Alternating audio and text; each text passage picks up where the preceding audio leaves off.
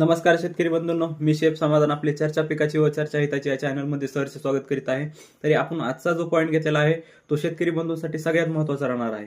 कारण आजचा जो पॉईंट आहे आपला तो थंडीमध्ये काही पिकांची जे आहे ते वाढ फुटवा होत नाहीये, तर आपण त्यासाठी हा उपाय घेतलेला आहे, जे की शेतकरी बंधूंसाठी सगळ्यात महत्त्वाचा राहणार आहे। काही अन्नद्रव्ये जे आहेत ती झाड अपटेक करू शकत नाही, तर आपण त्यासाठी हा उपाय घेतलेला आहे, जे की आपलं सल्फर राहतं 22% 22% जे सल्फर राहतं ते आपण झाडास द्यायचं आहे। जे की एकरी कमीत कमी 1 ते 2 लिटर प्रमाण आहे त्या ह्याचं व किंवा WDG फॉर्म्युलेशन मधलं आपलं सल्फर येत आहे, सल्फर येत आहे ते आपण झाडास सोडायचं आहे।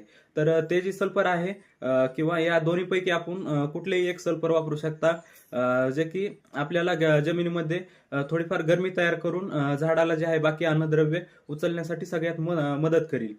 तर अशाच नवनवीन व्हिडिओसाठी आपण या चॅनलला लाईक सबस्क्राईब करून घ्या। धन्यवाद।